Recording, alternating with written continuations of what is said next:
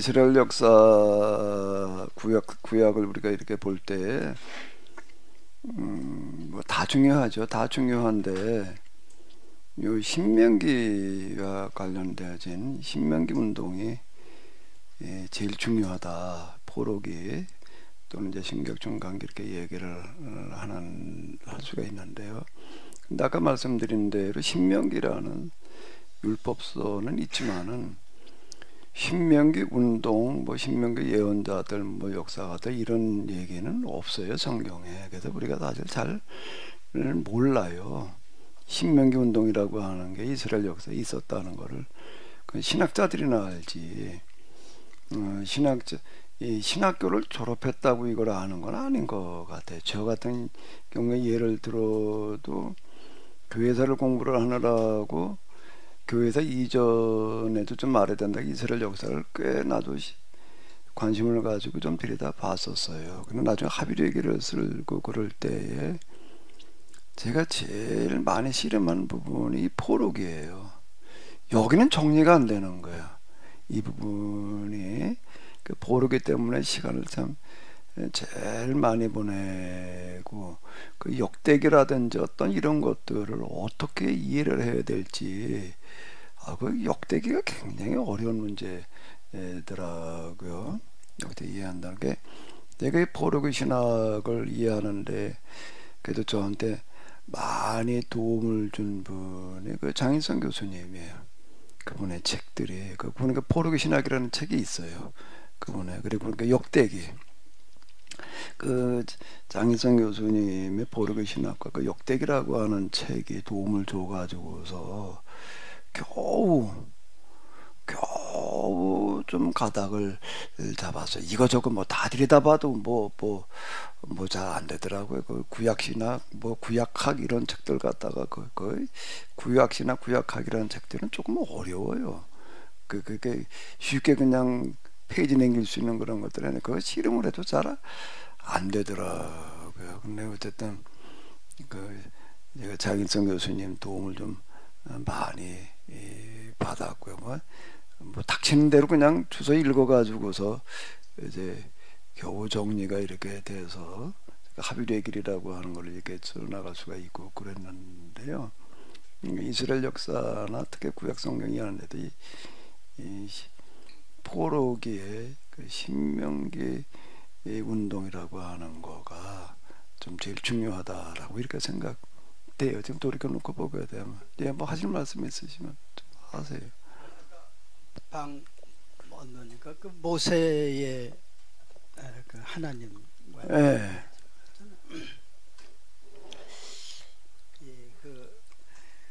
예, 실은 포로기 역사 그 전에의 뭐 시내산 뭐 출애굽 사건이라 얘기해서 그때는 뭐 신학이 형성돼도 그냥 한 포매티브 그냥 과정의 신학이었다면 뭐 포로기 신학에서는 이제 포메테이션 뭐 완전히 그때 신학이 좀 완성된 것으로 좀 무슨 봐야지 않을까요? 그러니까 아마 그 모세가 하나님을 이해한 것도 뭐 좀 약간 뭐 좀 아주 여물지는 않았다고 볼 수 있지 않았을까요? 그런데 포로기 신학자들의 어떠한 그것의 신학이 거기에 좀 반영이 돼서 마지막 그렇게 그 포메테이션 신학으로 그렇게 정리 잘 되지 않았을까? 예. 아니 그러니까 이런 거예요. 구약 성경이라는 걸 놓고 본다라고 하게 되면은요, 포로기 이전에는 그냥 구약 성경이 특히 율법서가 이제 중요했으니까 이게 그냥 전승으로 전해지는 거예요. 근데 전승이 한 가지만 있는 게 아닌 거예요. 다양한 여러 전승들이 이제 이렇게 복합적으로 이렇게 전해지고 있었던 거예요. 예를 들어서 이렇게 창세기 창조의 이야기만 하더라도 거기에 이제 두 창조의 이야기가 나오잖아요. 그냥 우리가 읽기만 해도 나도 처음에 그 성경 읽어 내려가다가 참 무슨 얘기지? 앞에 창조 얘기가 다 나오고 사람 만든 얘기가 다 나왔는데 두 번째 사람 얘기는 만든 얘기가 또 나온단 말이에요. 근데 조금 달라요.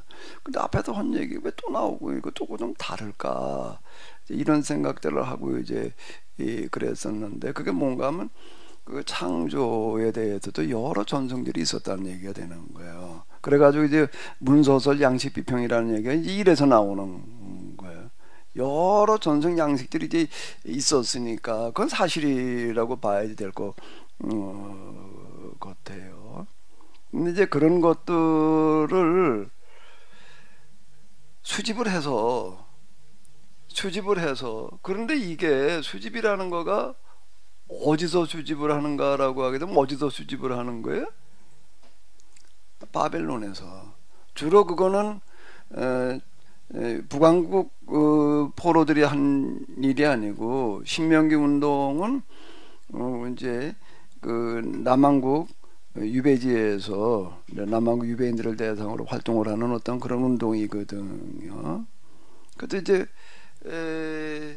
586년 망해가지고 이제 끌려가가지고 여기 있으면서 그때 이제 뭘 하는가라고 하게 되면은 전성들은 모아다가 다른 하는 활동이 굉장히 많아요. 여기는요. 이제 중요한 활동들을 다 하는데 오늘의 율법서와 예언서 형태로 그걸 문서화시키는 거예요.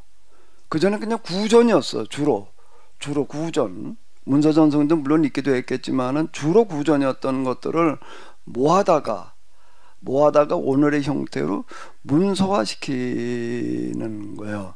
그래서 구약성 그때 썼다라고 얘기를 하지 않고 편집했다. 편집이라는 말을 이제 이렇게 쓰는 거예요. 그때 처음으로 써내려가는 게 아니니까 이미 있었던 얘기들인데 다양한 이야기들이 있었던 거예요. 그걸 모아다가 오늘의 형태로다가 편집을 했다. 그러니까 제일 역점을 둔 거가 뭔가 하면 율법서다. 그 창세기 이야기들도 오늘의 형태로 창조의 이야기가 문서화되어지는 거가 포로기라고요. 그 창세기 1장도 뭘 염두에 두면서 해석을 해야 되는가 아까 얘기대로 제가 그 포로들이 마르둑의 창조 신화에 이제 쇠뇌 당하고 있는 것들을 이제 내다보면서 세상이 그렇게 만들어진 게 아니야 이렇게 만들어진 거야 이제 이런 식으로 다 얘기를 한 걸로 봐야지 이제 이게 정리가 되는 거고 그리고 내가 그땐 뭐 신학교 가기도 아니고 성경을 처음 읽어 내려갈 때 오늘까지 오늘날 뭐라고 부른다 그때 나는 오늘을 지금으로 알았어요. 1970년대인 줄 알았어 그게 오늘이라고 그랬으니까 그때 오늘 그 지금도 여길 뭐라고 그러나 보다 그러고 읽었다고요. 아무것도 모를 때 처음 성경 처음 읽을 때 오늘날이라고 그래놨으니까 오늘날 뭐 어쩌고 그런 얘기가 율법서에 좀 많이 나오잖아요. 오늘 그 거길 뭐라고 부른다. 그 오늘도 그렇게 부르는 줄 나는 그렇게 알고 읽었는데 그 오늘이라고 하는 거 오늘이 읽고 있는 그때 1970 몇 년도에 읽었어요. 그때 오늘을 말하는 게 아니더라.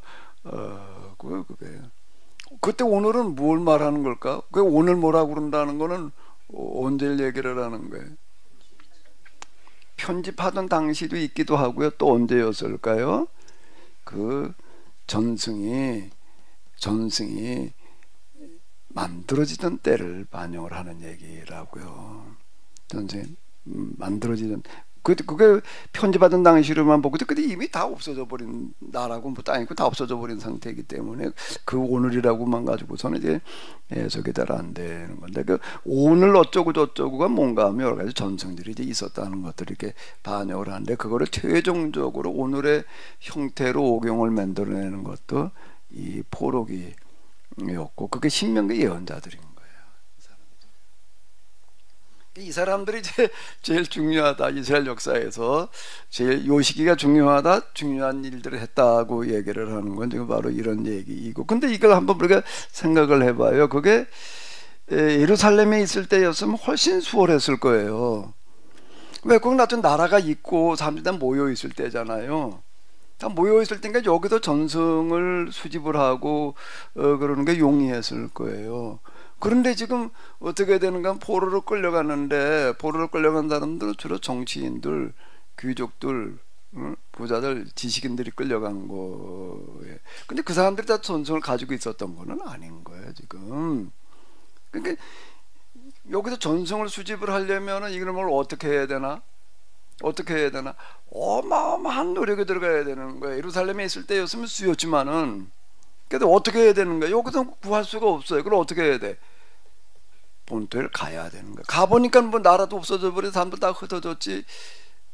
끌려간 사람만 끌려간 나머지 거 다 있나면 그게 아닌 거예요. 여기저기 다 흩어져 버린 거예요. 난 어제 다큐멘터리 가운데 하나 이렇게 보니까는요, 아프리카의 저게 중남부, 중동부쯤 어디 그에서는 조그만 부족이 하나가 있는데, 이 사람들이 사는 문화가 굉장히 독특한데 유대인들하고 비슷하게 살아가는 거야. 근데 이 사람들 아주 완전 흑인이야. 까매도 뭐 완전 까만 사람들, 까만 사람들 머리도 이렇게 뭐 완전 곱슬머리잖아요. 그 사람들은요. 그런 사람들인데 뭐라고 얘기를 하는가? 우리는 이스라엘의 후손이다. 이렇게 얘기를 이제 한다는 거야. 어떻게 너희들 유대인의 풍속대로 살아갔냐? 그러고 우리 조상들이 유대인이 북왕국에 남왕국에는 북왕국 이스라엘. 그 북왕국이 망할 때 이제 우리 조상들이 여기로 들어와서 그렇다 이렇게 얘기를 하는 거예요. 그런데 그다음 사는 걸 보면은 그런가 보다 하겠는데 사람을 보니까 완전 새까맣고 그냥 완전 흑인인 거예요. 흑인도. 그러니까 이게 도무지 이게 이제 믿기질 않는 얘기지. 이게 중간에 뭐 저기 이스라엘 문화 접해가지고서 아마 이렇게 사나 보다 그냥 그래놓고 했는데, 그러다가 이제 유전자 공학이라는 게 등장을 한 다음에 이 사람들이 유전자를 갖다가 분석을 해보니까는 정말 그 지금 현재 이스라엘 사람들하고 같은 유전자를 가진 거예요. 그러니까 이제 뭔가 하면 이거 같은 유전자를 가졌구나. 근데 그 새까만 어떻게 새까마냐? 이게 몇천 년이 지나니까 어떻게 된다는 거예요? 사람이 이렇게 바뀌더라. 이제 그런 얘기. 그게 자 이스라엘 북왕국에 흩어졌다는 얘기가 어디까지 흘러가는가 하면 그 중에 일파가 저 아프리카까지 가는 거예요. 근데 갔는데도 북왕국이었는데도요, 가가지고 이 사람들은 지금까지도 그들의 그 문화, 신앙을 그대로 간직하고 있다. 이게 참 놀라운 거야. 그럼 이제 포로기의 지금의 구약 율법서를 비롯해서 이제 왕정계 예언자들의 예언서들을 이제 문서화 시켜 나가는데요. 기록 작업을 하는 거죠. 기록 작업을 하는데 이 자료 수집하는 게 어마어마하게 힘들었던 거라고요. 예루살렘으로만 간다고 해가지고 다 해결되는 게 아닌 거예요. 예루살렘에 가보니까 이미 사람들 흩어져 딴 데로 가버렸어. 그럼 또 추적해가지고 그 전성을 가진 사람을 또 찾아내려니까 또 어디까지 또 가야 되고. 가서 누굴 좀 만났다고 생각을 해봐요. 이게 상황을 한번 만났는데 그 사람은 뭘 가지고 있는가 하게 되면 책을 가지고 있어서 주는 게 아닌 거야. 어떻게 하는 거야? 머릿속에 들어있는 거예요. 그걸 가져오려면 어떻게 해야 되나? 그걸 가져오려면 어떻게 하면 가져올 수가 있을까요? 간단하게 그냥 데리고 가면 되겠지. 근데 그럴 수는 없고 어떻게 해야 되나? 듣고 외워가지고 와야 되거나 기록해가지고 와야 되는 거예요. 근데 기록을 해가지고 온다는 거는 굉장히 어려워요. 그땐 기록 문화라고 하는 거가 오늘처럼 이렇게 기록하는 문화가 아니기 때문에 지금 같으면 뭐 진짜 이거 가지고 가서 그냥 틀어놓고 얘기해 그리고 녹음해 가지고 와가지고 할 수가 있겠죠. 그땐 그런 게 없잖아요. 기록을 한다는 거가 파피루스 아니면 양피지에다 기록을 해야 되는데 이거는 비용이 어마어마하게 많이 들어가는 거고 부피가 많아가지고 또 이거 운반하는 것도 쉬운 얘기가 아니고, 그러니까 이제 기록을 해가지고 오기도 하고 이제 그 다음에 기록을 하긴 하는데 종이짝에다 기록하는 방식도 있지만 어디다 기록하는 거예요? 이제 머릿속에다 기록을 해가지고 기가라도 외워가지고. 그래 한번 생각을 해봐봐. 이게 얼마나 이게 쉽지 않은 작업이었겠는가. 오늘의 이제 구약 성경은 이렇게 가지고 만들어 지는 거예요. 그럼 이 사람들 그걸 왜 그렇게 만들고 있을까? 그 신명기 예언자들은 왜 그렇게 오늘의 일단 오경을 그렇게 만들어 나가는 거예요. 왜 그렇게 만들고 있을까요? 이 성경을 그냥 성경이라고 생각하지 않고 이제 거룩한 문서 이거를 하나님의 말씀을 이렇게 수집 편집 그리고 전달하는 거에 이스라엘의 사활이 달렸다고 보는 거예요. 그 중요성을 본 사람들이 그래가지고 이 작업을 하고 있는 거예요. 그래서 에스라가 귀환할 당시에 에스라가 이제 그 집회를 할 때에는 오늘 형태의 그 오경을 가지고 했을 것이다, 것이다라고 이렇게 추정을 하는 거죠. 포로기 때 일단 성경이 만들어지는 거예요. 이 사람들 활동의 중요한 부분들은. 그리고 이 사람들은 어떤 사람들인가 하게 되면은 포로로 끌려간 사람들이 아닌 경우가 대부분인 거예요. 포로로 끌려가 이스라엘 사람 다 끌려가는 게 아니니까 일부가 끌려갔어요. 근데 이 사람들은 어떻게 하는 사람들인가 라고 하게 되면은 예루살렘에서 남은 사람들 대상으로 활동하지를 않고 어디로 가는 거예요? 그러니까 활동이 이렇게 할 수가 있어요. 다 끌려간 게 아니고 예루살렘에 남아있는 사람들이 있다고, 본토에 더 많아, 다수야. 그러면은 누굴 대상으로 활동을 해야지 될까? 아이, 저놈들은 그냥 잘못해가지고 저 끌려간 놈들 그냥 내버리고 누구 중심으로 활동을 할 수가 있을까? 남은 사람들 대상으로 활동할 수가 있을 거 아니에요. 이게 훨씬 더 쉬운 일이에요, 이 부분이요. 응? 이 부분을 훨씬 수월한 노릇이라고. 여긴 본토고 저긴 남의 나라고. 거기 가는 것도 몇 달 걸려서 걸어가야 돼. 이게 한번 가는 것도 쉬운 노릇이 아니에요. 옆 동네가 아닌 거야 이게. 죽어나고 걸어도 한 2달 걸리는데 이제 이게. 응? 그 가는 동안에 비용도 많이 들어가지만은요, 강도들이 득슬 걸어가지고서요 가다가 뭐 다 털려요. 뭐 살아남는 것도 쉽지를 않아. 그리고 그건 풍토가 달라가지고 병도 죽는 경우도 허다하고 그 굉장히 어려운 거라고. 근데 이 사람들은 본토에서 남은 사람들 대상으로 사역을 하는 게 아닌 거야. 끌려간 사람들을 대상으로 하려니까 어떻게 해야 되는 거야? 가야 되는 거야. 가서 거기 간다는 거는 뭘 말하는 거지요? 제 발로 걸어가는 거예요. 누구한테 걸어가는가라고 하게 되면 전쟁 포로를 끌려간 사람들한테 제 발로 가는 거야. 그러면 가서 뭐가 된다는 거예요? 똑같이 전쟁 포로가 된다는 얘기가 되는 거예요. 장로님 같으면 그렇게 하실 수 있었을까요?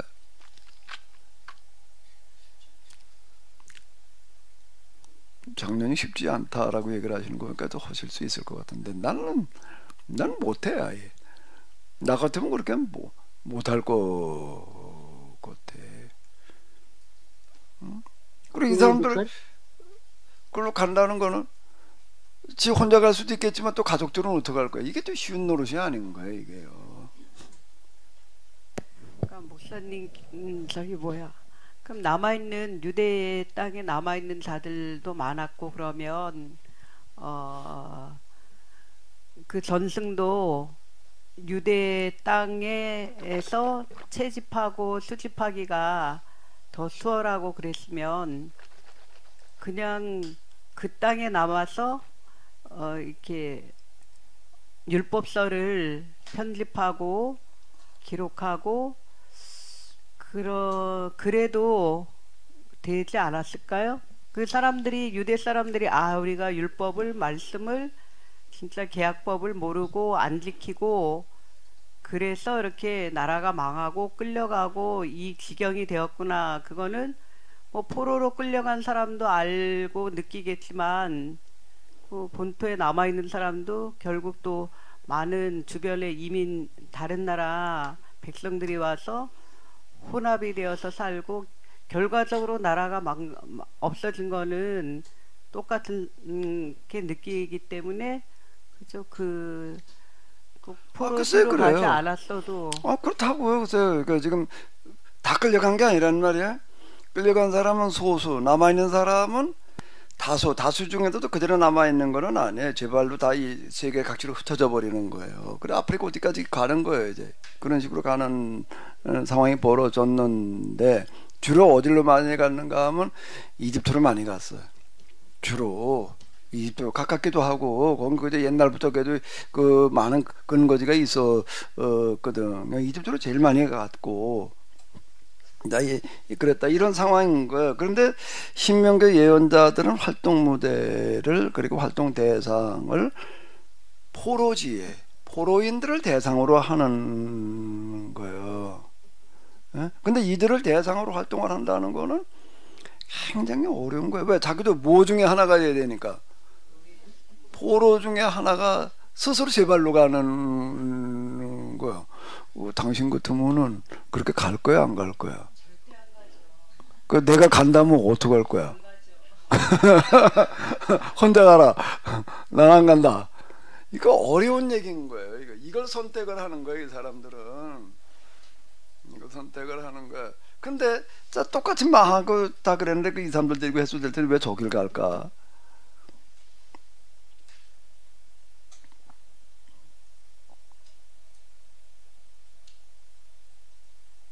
그리고 거기 끌려간 사람들은 대부분 어떤 사람들인가라고 하게 되면 예레미야를 예로 든다라고 하게 되면은 예레미야에 대해서 이제 좀 호의적인 사람도 있고 아주 적대적인 사람들도 있잖아요. 끌려간 사람들은 예언 전성에 대해서 적대적인 사람들일까, 호의적인 사람들일까? 적대적인 사람들인 거예요. 이거는 적대적인 사람들이야. 여기는 호의적인 사람들은 아니 대부분. 그런데 이 사람들은 이제 적대적이었던 사람들한테 가고 있는 거예요. 김전 목사님은 어떻게 하실까 이럴 때 상황이 이러면은 나한테 여기다 죽이려고 달라들던 사람들인데 거길 가가지고 그 사람들 대상으로 뭘 해보겠다? 먹물 목사님은 어떡할 거야?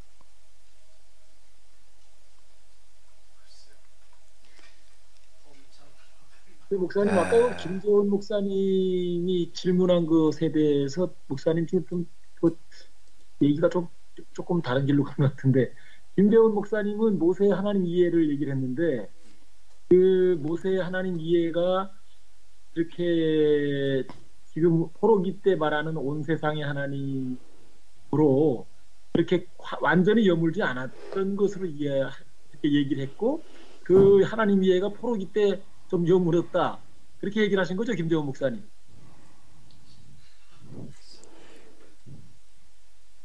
이제 그 부분이 이제 포로기 때 가가지고 이제 어떻게 아까 이제 그 모세는 원래 우주적인 하나님, 온전한 하나님 말한 건데 이제 그게 다시 회복되어지는데 이제 그 회복되는 게 포로기 때가 회복되어지는 거거든. 근데 그 상황이라는 거가 이제 그게 그 누가 그걸 회복시키느냐라고 한다라고 하게 되면 그게 신명기 예언자들이라고요. 신명기 예언자들의 실상이라고 한가 활동 그 배경이라는 걸 본다라고 하게 되면 지금 이런 상황이라는 거예요. 그건 뭐 하나님께도 이렇게 해라 저렇게 해라라고 다 일일이 얘기하시는 어떤 그런 건 아닌데 근데 이제 왜 이 사람들은 이 포로지에 포로들을 대상으로 활동을 할까 라고 할 때 현재 있는 사람들 포로지 근데 포로지 선택을 하는 거예요. 그들은 또 적대적인 사람들이에요. 호의적인 사람들이 아니었던 거예요. 근데 왜 이들을 선택을 할까? 그리고 왜 거기서 활동을 했을까? 뭐 제2의 출애굽이라고 말하잖아요. 그들이 그 하나님의 말씀을 통해서 다시 그 구원을 경험하는 그런 하나의 과정을 생각한 것이 아닌가. 이 사람들은 어떤 사람들인가 하게 되면은 이제 이 신명기 예언자라고 그러냐 신명기가 활동을 했다라고 해서 이제 그러는 건데요.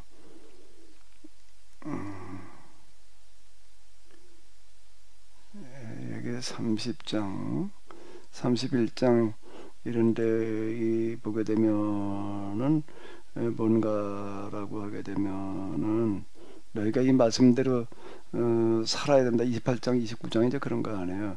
내가 살지 않으면 너희가 이제 이렇게 이 저주를 너희에게 저주가 임한다. 이제 이렇게 얘기를 하는 건데요. 예? 야, 지금 여기 30장인가요? 30장의 이제 주를 이제 여기 이렇게 보게 되면 이제 28장 29절에서 이제 복과 저주를 선포하고 나서 이제 내가 네게 진술한 모든 복과 저주가 네게 임함으로 네가 네 하나님 여호와로부터 쫓겨간 모든 나라 가운데서 이 일이 마음에서 기억나거든. 너와 네 자손이 네 하나님 여호와께로 돌아와 내가 오늘 네게 명령한 것을 온전히 따라 마음을 다하고 떠들다가 여호와의 말씀을 청종하면 너를 다시 돌아오게 하시리라. 그런 얘기 아니에요. 네 하나님 여호와께서 마음을 돌이시고 너를 긍휼히 여기사 포로에서 돌아오게 하시되 네 하나님 여호와께서 흩으신 그 모든 백성 중에서 너를 모으시리니 네 쫓겨간 자들이 하늘가에 있을지라도 네 하나님 여호와께서 거기서 너를 모으실 것이며 거기서부터 너를 이끄실 것이라. 이제 그래 다시 이제 돌아오게 하시리라 이렇게 얘기를 하고 있어요. 이게 이제 포로의 상황을 그대로 반영을 하고 있는 어떤 이제 이런 건데요.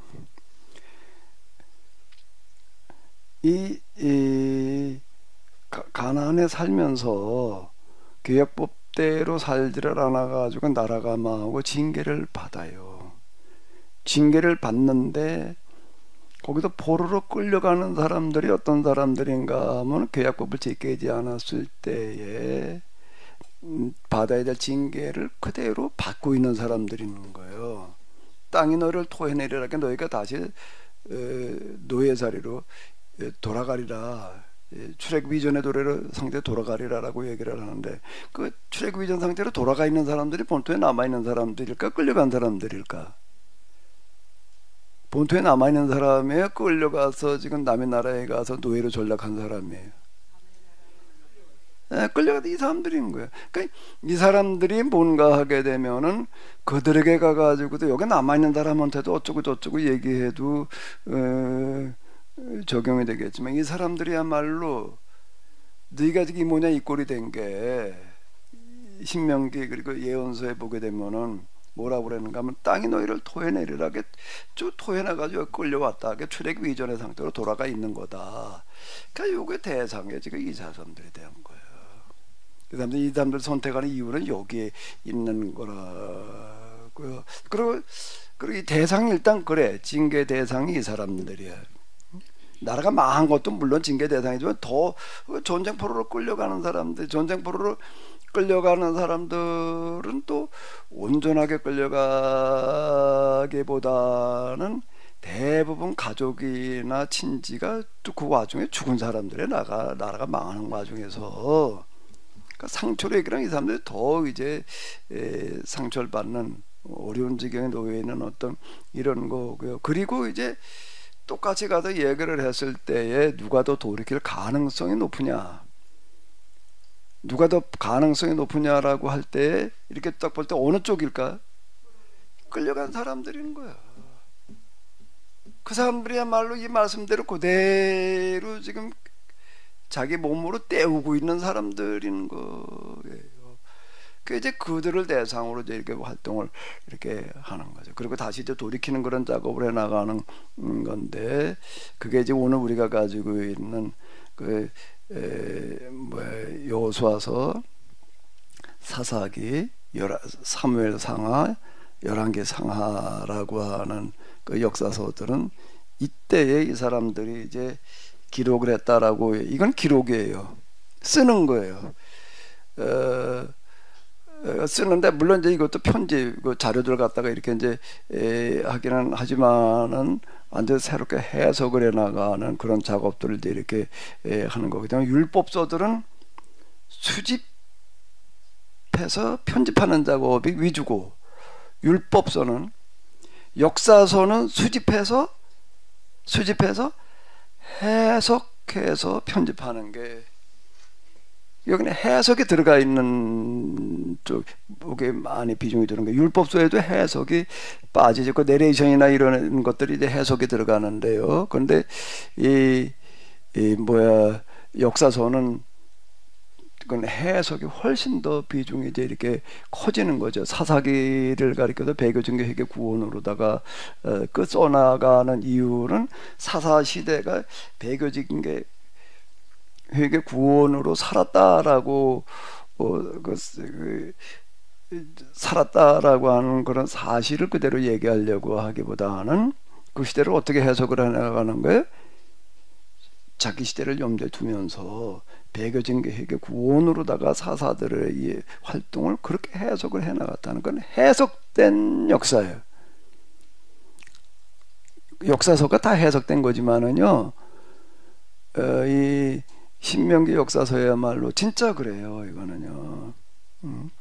그거 10번 이상을 반복하는 이유는 뭘 말하는가 하면 역사서라고 하는 건 과거를 통해서 현재를 말하는 것인데 지금 우리가 여기서 어떻게 해야 되느냐라는 문제에 봉착해 있는 거예요. 사람들한테. 우리가 왜 이 모양이 되느냐? 배교해가지고도 지금 징계를 받은 거다. 그럼 어떻게 해야 되느냐라고 할 때에 하나님께로 돌아가기만 하면 신명기 얘기가 이거잖아요. 응? 내 하나님 여호와께 너와 내 자손이 내 하나님 여호와께 돌아와 내가 오늘 내게 명령한 것도 온전히 따라 마음을 다하고 뜻을 다하여 여호와의 말씀을 청종하면 요거예요. 요게 이제 배교 징계 뭘 말하는 거죠? 회개. 돌이키기만 하면 하나님께서 다시 회복시키신다 라고 하는 거를 사사기를 그렇게 해석을 해나갔다. 그 사사시대를 통해 가지고 오늘을 얘기를 하는 이런 사람들이요. 그러니까 율법서를 이제 수집 편집하고 그 다음에 그들의 역사를 어떻게 하는 거예요? 해석을 하고 신명기의 사관을 가지고 해석을 하는 거예요. 28장, 29장, 30장이죠. 그런 얘기 아니야. 내게 이 마음씀대로 살아야 된다. 살면 내게 복을 받을 거다. 그래서 살지 않으면 너희가 저주를 임한다. 근데 너희가 이 말씀대로 살질 않아 가지고 저주가 임했을 때에 쫓겨간 모든 나라 가운데서 있을지라도 일이 마음에 생각나거든 어떻게 해라? 하나님께로 돌아와라. 그럼 너희를 다시 회복시키시리라. 이제 이게 신명기 사관이라고 그러는 건데요. 그걸로 그들의 역사를 그렇게 해석을 했다라고 하는 거죠. 역사 해석. 그러니까 역사 해석은 과거의 사건을 통해서 뭘 말하는 거라고요? 오늘을 말하는 데 있다라고 하는 거죠. 그럼 이제 그들을 회복시키는 어떤 그런 일들을 이제 이 사람들이 이렇게 하는 거고요.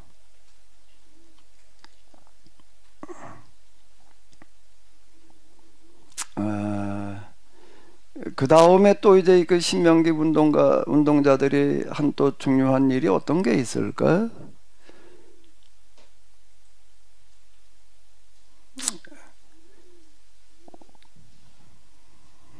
이제 나라가 망했어요. 성전도 파괴됐어요.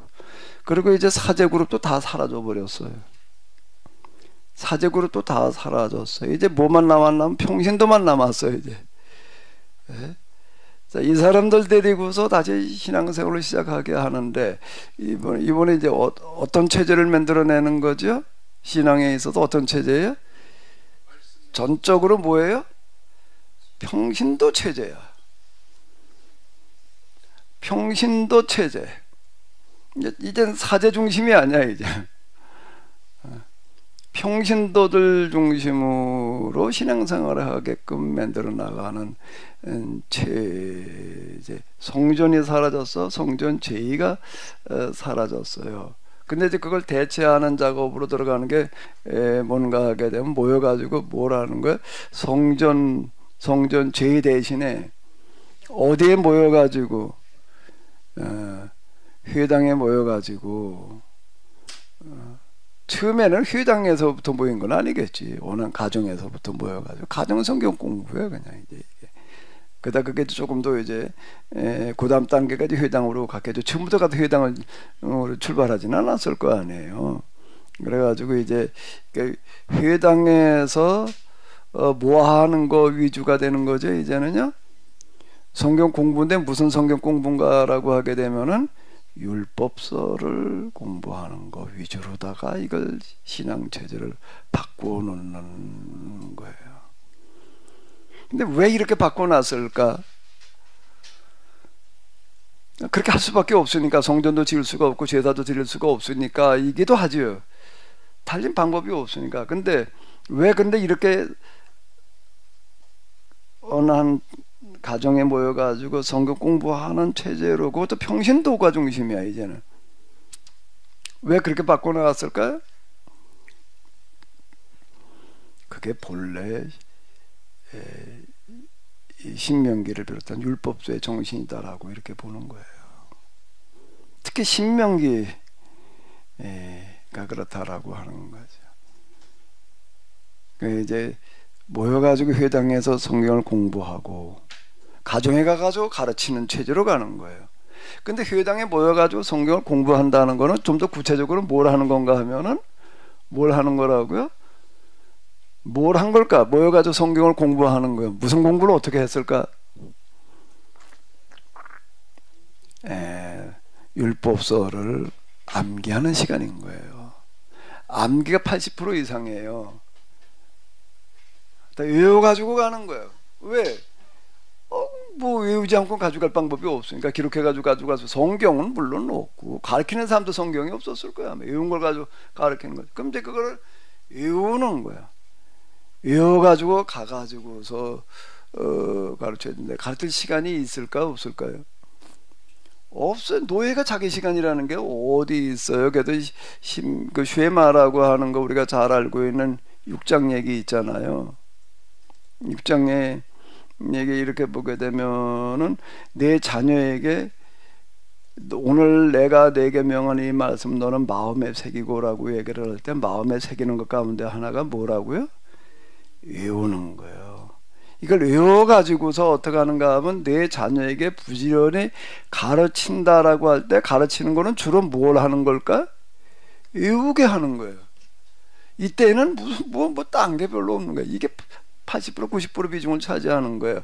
부지런히 외우게 하는데 외우고 있을 시간이 없어서 언제 집에 앉았을 때든지, 길을 갈 때든지, 누워있을 때든지, 일어날 때든지 이 말씀을 강론할 것이면, 자, 이렇게 얘기를 하고 있어요. 이게 이제 포로기 상황이 그대로 반영되어져 있다라고 이렇게 볼 수가 있는데, 이렇게 신앙생활을 하는 거예요. 이 하나님의 징계는 무서운 건데요. 무서운 건데, 나라가 망해도 이스라엘처럼 망하는 나라는 세계사에서 거의 없어요. 그런데 다시 그들이 일어나는데 어떤 상황을 딛고 일어서야 되는가 하면 최악의 상황인 거예요. 이렇게밖에 할 수가 없는 거예요. 손목에 매어 기호를 삼으며 네 미간에 묻혀 표를 삼고 네 문설주와 바깥문에 기록할지니라. 자, 이 상황이었다. 이게 포로의 상황을 그대로 반영한다라고 이렇게 이제 우리가 볼 수가 있는데, 이제 쉐마 그래가지고 이제 이스라엘 사람들 이 구절을 제일 중요하게 여긴다라고 하는 건데, 그건 뭔가, 왜 이스라엘 사람들이 그걸 이렇게 이 구절 제일 귀중하게 여기는가 하면, 포로기 때 자기들이 이렇게 살아가지고 다시 회복될 수가 있었기 때문에. 이거는 경험의 말씀이에요. 자, 이렇게 성경을 가르쳤다. 우리가 가정 성경 공부 뭐 이렇게 해보자 그러면 이제 부딪히는 문제 중에 하나는 뭘 시간이 없다는 거예요. 일단 그죠? 장로님도 그런 문제 부딪히시죠. 모이기가 어려워. 한 가족에 모여 한 시간에 모이는 게 어려워요. 그래서 뭐 어쩌고 저쩌고 이제 이루는데, 그건 아직 그래도 행복할 때 얘기고, 그거를 그런 기회를 우리가 놓치면은 그래도 뭐 이래도 안 되고 저래도 안 되고 그러면 그 다음에 어떤 상황으로 간다고요? 이런 상황으로 가는 거예요. 한번 생각을 해봐요. 하루 종일 토목공사 현장에 노예로 끌려가가지고 이제 채찍 얻어 맞아가면서 그냥 해 뜰 때부터 해질 때까지 허리가 꺾어진다는 게 뭔 얘기인지 이해가 되시나? 허리가 꺾어지게 일을 하고 이제 집에 왔어요. 집에 와서 한술 그냥 또 먹는 둥 마는 둥 하고 그리고 또 회당에 갔어요. 자, 하루 종일 이렇게 허리가 꺾어지게 일을 하고 그러고 와가지고서 또 성경 공부하러 갈 마음이 들까 안 들까? 예? 문 목사님, 먹물 목사님은 타고난 먹물이니까 그냥 가시겠지. 잠을 좋아합니다. 그러고 나서 밥을 한둘 떠먹고 나면은 어떨까 몸뚱아리가.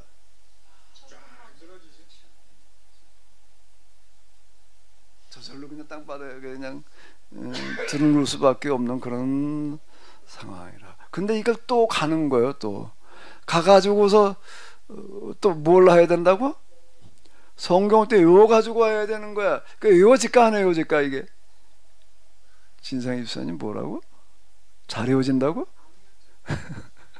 아니 이 상황에서 성경을 외우고 와야 된단 말이야. 외우고도 이제 문화의 해설도 좀 듣고 이제 이게 무슨 얘기다는 거 대충 듣고 그러고 이제 와가지고 또 자식들한테 언제 가르쳐 이놈의 그래. 그 밥 먹으면서 얘기를 해줘야 돼. 같이 길을 갈 때는 무슨 뭘 하러 가는 길을 말하는 걸까? 놀러 가는 길일까?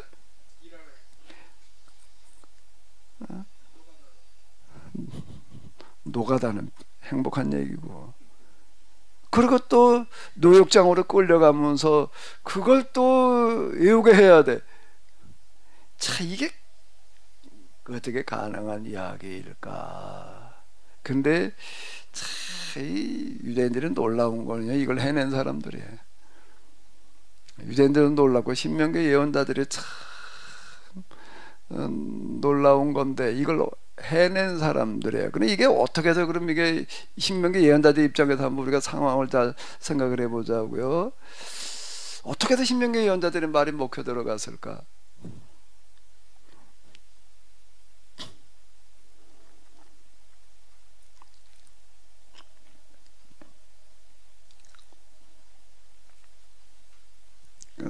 상황이 이해로 가서 이렇게 본다면 왜 이게 맥혀 들어갔을까 이런 말이요.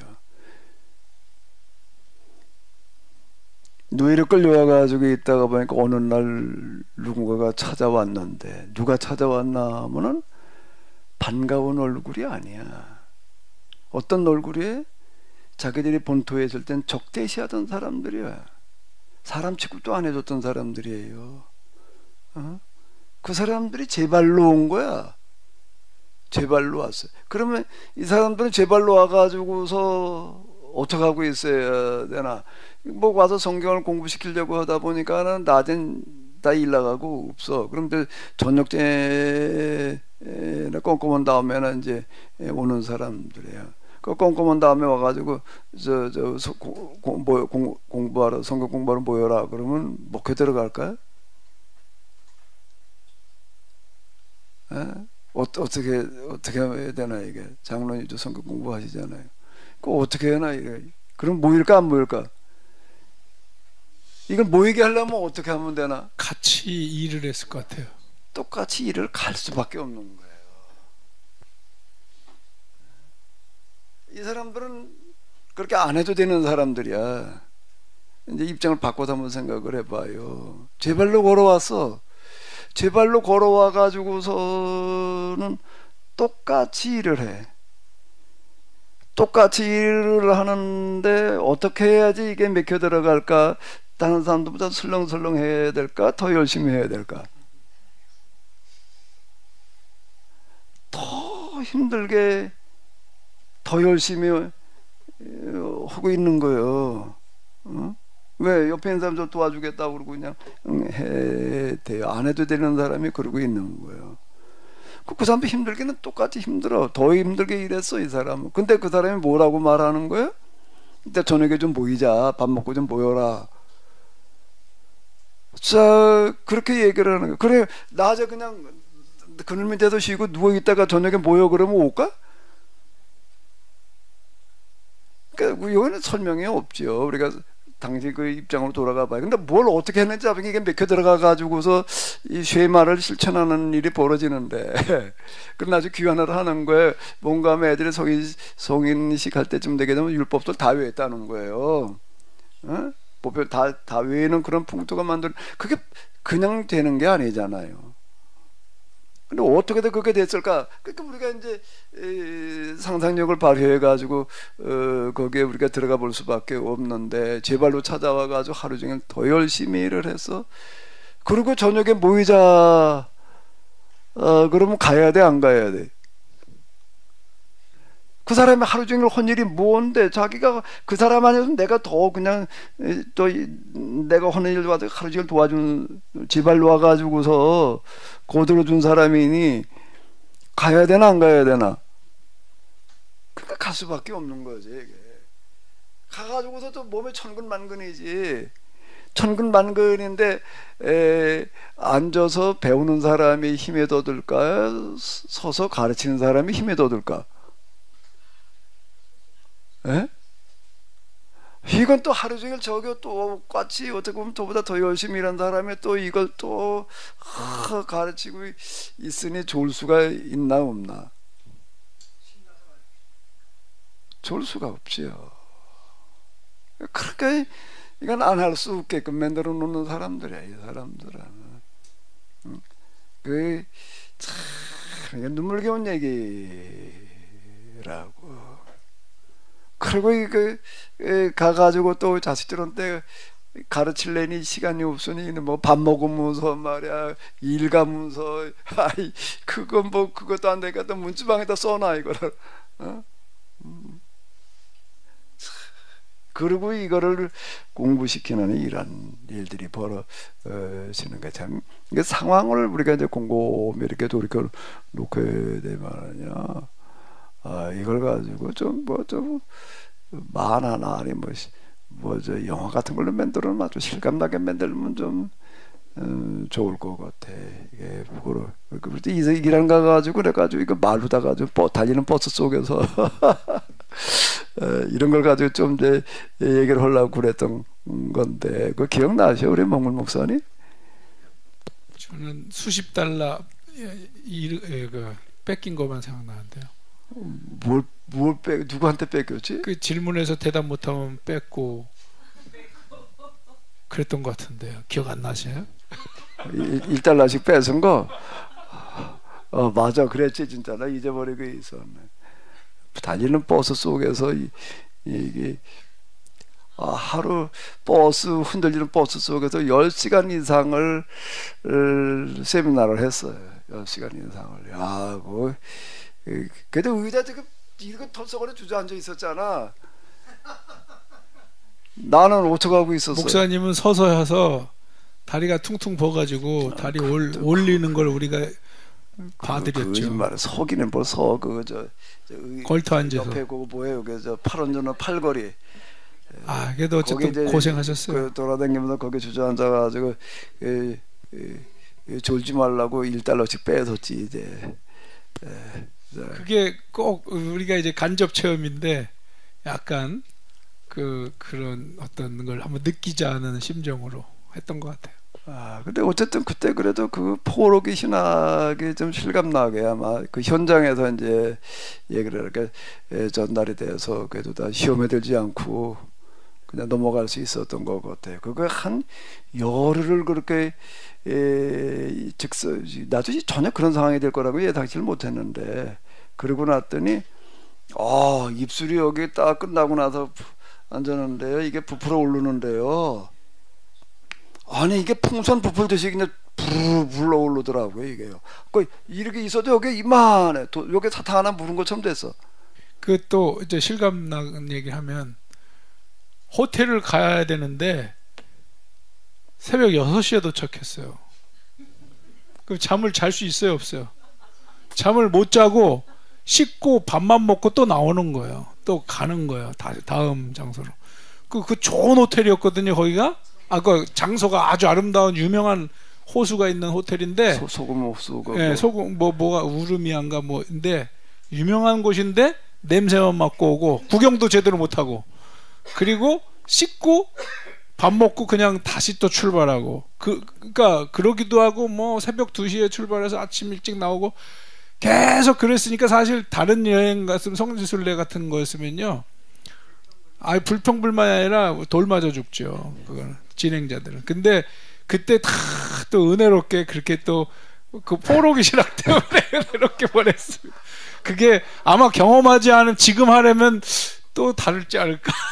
아니 그때 정말 대단했어요. 그렇게 먼 거리를 버스도 고물 버스 하나 그냥 털털거리는 거 중간에 고장이 나가지고 몇 번째 또 갈아타야 되는 이런 거 그 친구들이 속였어요. 사기친 건데요. 우리한테 이런 버스라고 보내온 버스는 아주 심가다 그냥 그럴싸한데 가서 보니까 완전 고물이 온 거예요. 그냥 그 운전사가 2명이 와가지고서요 24시간 운전을 해야 되니까 거긴 그 밑에 저 버스 짐칸 짐 옆에 실으는 그 속에 들어가서 한 사람 자더라고요. 누워서 자고 둘이 교대로 운전을 하는 식이니까 하루 종일 털털거리는 버스를 타야 되니까 이게 보통 심각한 문제가 아닌 거예요. 아주 참 곤란하더라고요. 그러니까 할 수 없이 그냥 이제 나도 전혀 예상치 못하고 있다가 이제 버스에서 이제 세미나를 한 건데 포로 체험을 했습니다. 시켜봐라. 이제 밤새도록 나도 얘기를 한 거예요. 이제 밤새도록 얘기를 하니까 진짜 여기 이렇게 부풀어 올라. 그 위력이 있으면 이래. 당신은 기억나지? 맨 앞자리 내가지고 딴 사람만 뭐, 아이고 이거 이제 공항 이제 가기 한 2시간 전에 끝냈어요. 이제 비행기 타기 2시간 전까지 이렇게 하다가 이제 한 2시간 쉬자 그러고 앉아 있었는데요. 이거 이제 밥도 못 먹고 고생하게 됐겠다. 그런데요, 공항에 도착할 때쯤에 그렇게 싹 도망갔어요. 야, 이만큼 부풀었다가 스르르 가라앉아 버리더라고. 근데 난 입술로 하나님을 체험했는데 하도 말을 했더니 입술이 부러터가지고 그랬는데요. 근데 이 포록이라고 하는 거가 정말 힘든 상황이었던 거예요. 힘든 상황이었는데 이걸 돌파해내는 사람들 신명기 예언자들인 거예요. 신명기 예언자들. 그들이 이 각고의 노력이라고 하는 거가 말로만 우리가 그냥 대충 들으니까 무슨 얘기인지 실감이 안 나잖아요. 근데 아까 말씀드린 대로 그들의 말이 어떻게든 먹혀 들어갈 수 있었는가라고 한다면은 제발로 찾아와서 똑같이 일하던 사람들, 나는 그 포로기를 재현한 사람이 사도 바울이었던 것 같아. 사도 바울은 하루 종일 뭘 하는 사람이야? 중노동을 하는 사람인 거예요. 한 주일 내내. 그리고 안식일날 모여가지고서는 또 얘기를 시작했다면 밤을 새. 그 유두고 얘기가 그 얘기하네. 예? 그 졸대 떨어져 죽어. 그 사도 바울은 껄핏하면 뭐라 그러는가라고 뭘 보라고 그랬을까? 내 손을 봐라. 손이 어때서? 이게 뭐 사도 바울보다 더 험한 손은 없는 거예요. 이 손으로 내가 노동을 해가지고 내 쓸 것뿐만 아니라 우리 일행들 쓸 것까지 내가 준비를 했다. 그건 왜 그런가? 여러분들에게 내가 조금이라도 경제적인 부담을 안 주기 위해서다. 자, 이렇게 얘기를 하고 나가는 거야. 그러니까 사도 바울의 말이 먹혀 들어가는 이유는 딴 데 있는 게 아니라 그도 똑같이 그 당시 사람들이 일하던 것과 같은 수준으로 일을 하는 사람인데 더 열심히 일을 하는 사람인 거예요. 그러면 들어야 돼, 말아야 돼. 와서 좋을 수가 있어요, 없어요? 똑같은 얘기예요. 그 사도 바울에게 이게 노동자의 모습으로 등장을 했다라고 하는 거가 이런 거고요. 이제 신명기 운동의 영원한 표상이냐라는 이런 이 부분들은 제문가라고 하게 되면은 이 사람들은 그런 상황이라고 하는 거는 다 망해버린 그런 가장 큰 위기를 맞은 사람들을 어떻게 하는가 하게 되면 그 위기를 뭘로 바꿔가는 사람들인 거예요? 기회로 바꿔가는 사람들. 그래서 새로운 이스라엘의 탄생을 희도한 그런 사람들이 되는 거죠.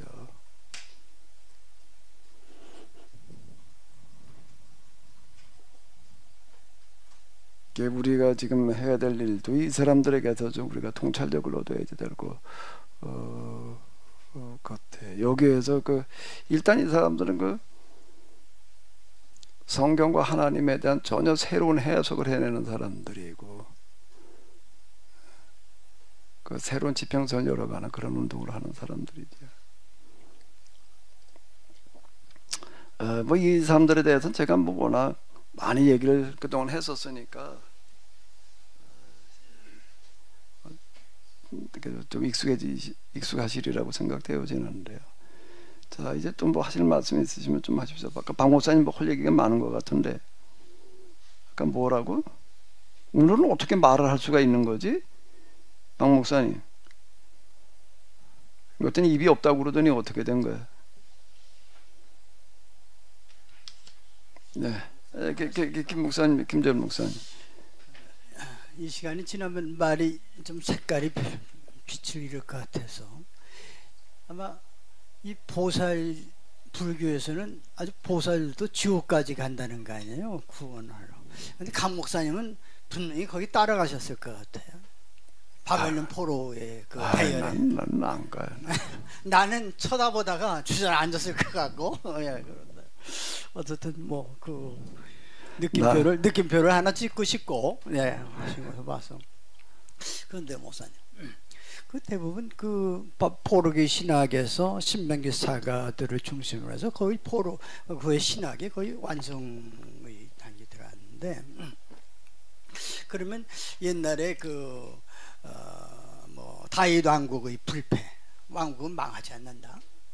또 뭐 이스라엘 성전 뭐 이거 폐허되지 않는다. 그런 또 하나님이 주신 땅 이거 뭐 잃을 수 없다. 그런데 어쨌든 이 포로를 통해서 그 모든 것들을 다 상실했는데, 그러니까 이제 그들에게서 어쨌든 새로운 어떤 리플렉션이 왔지 않겠어요? 뭐, 야, 우리가 하나님이 우리를 버린 지 어떨까?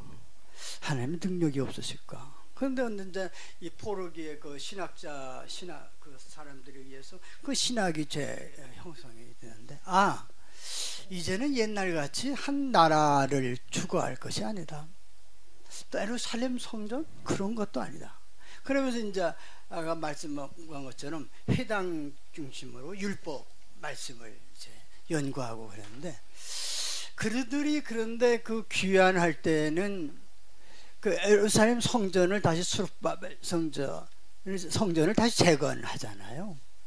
그렇게 포로교의 신학이 그렇게 형성이 됐음에도 불구하고 어떻게 또 그때는 이제 뭐 거기에서는 제사도 못 드리고 그들의 사죄의 어떤 형식을 삶 속에서 어떤 이뤄냈을 텐데, 다시 그냥 들어가서는 성전 재건에 엄청난 굉장히 열심을 했고, 또 마지막에는 이제 결국 그 성전 다 폐허되고, 또 뭐 신명기의 말씀의 새로운 예수님께서는 산상수훈을 새롭게 해석해 내셨는데, 어떻게 그들이 그 포로기의 그런 과정을 거치고도 다시 성전 재건이 그렇게 열심히 됐을까 하는 그런 질문을 좀 던져보겠습니다. 예, 그것도 물론 이제 뒤에서 또 이제 이렇게 보게 될 그런 거거든요. 귀환 정착 당면 문제, 이제 그 다음 시간에 이제 우리가 봐야 될 어떤 그런 부분들이기도 하지만, 귀환 정착하는 과정에 이제 그 성전을 짓는 이야기가 나오거든요. 보기 이전에는 성전 제의가 계약 위반이다, 범죄 행위다 이렇게 질타했는데, 왜 또 여기 와가지고서는 학개서가래 성전 지어야 된다라고 이렇게 독려하는가라고 할 때에, 성전의 개념이 단어는 같은 성전이지만 개념이 다르다. 솔로몬이 지은 성전의 개념과 포로기 이후에 그들이 짓고 성전은 개념이 다르다는 거예요. 개념이 다른 건데 이름을 갖추면은 두 번째 지은 거는 사실상 뭐에 가까운가라고 한다면은 뭐에 가깝다는 얘기죠. 중앙회당. 회당인데 중앙회당 수준을 짓는 거지. 근데 그게 나중에 이제 하스몬 왕조 그리고 후기로 넘어가면서 다시 또 이제 그 회당의 개념에서 성전 그리고 제2로다가 또 뒤바뀌면서 이제 이게 문제가 되는 거예요. 그리고 바뀌어지게 특히 이제 그 헤롯이 이제 지는 그런 과정에서라든지 6월절 행사를 제사 중심으로 다 진행하는 어떤 이런 것들이 또 이제 문제가 되는 거거든요. 거기서 또 이제 한번 왜곡이 일어나는 건데 그건 뒤에 가서 이렇게 볼 일이고요. 근데 초기에 지금 그 성전을 짓는 그런 거는 돌아와가지고 제일 먼저 성전부터 지으려고 그랬으니까 그다 짓다가 이제 포기하고 말았었는데 왜 성전을 지으려고 그랬느냐라고 할 때 그건 중앙 성소의 개념이지. 중앙 성소래네. 중앙 회당의 개념이지. 솔로몬이 지었던 것 같은 그런 성전의 개념이 아니다라고 봐야지 설명이 되죠. 그렇지 않으면은 그게 계속 이게 이제 충돌이 일어나요. 그런 부분들이. 제사 문제는 거기서 계속 되어지지 않았어요. 제사도 이제 드리기는 드리지만은요. 그거는 일종의 공식적인 제의죠. 공식적인 제사죠. 공식적인 제사. 공식적인 그런 제사지. 포로기 이전에 했던 것과 같은 그런 제의 중심의 신앙이 아니었던 거죠. 이제는 그 돌아와 가지고도 회당이 예수님 당시에도 회당이 계속 존속되어 내려가잖아요. 그러니까 신앙의 중심은 이제 회당인 거예요. 이제 성전이 아닌 거예요. 성전이 아니었던. 성전도 어떤 해당 이렇게 병명해서 갔는데 어떤 예수 당시까지도 제사 문제는 후에도 계속 되어져 왔어요. 예, 그건 이제 뒤에도 왜곡되어서 나타나는 현상으로 봐야 돼요. 초기에는 그런 형태가 아니었다라고 하는 어떤 이런 거고요. 자, 이제 다시 요 신명기 운동의 영원한 표상인 가장 중요한 부분이 뭐라고요? 이 사람들이 하는 것 중에 하나가요. 역사 해석이라는 거예요. 역사 해석인데 이 사람들은 지금 우리가 어떻게 하느냐에 따라서 세계 역사가 결정되어진다. 역사를 그렇게 해석하는 사람들.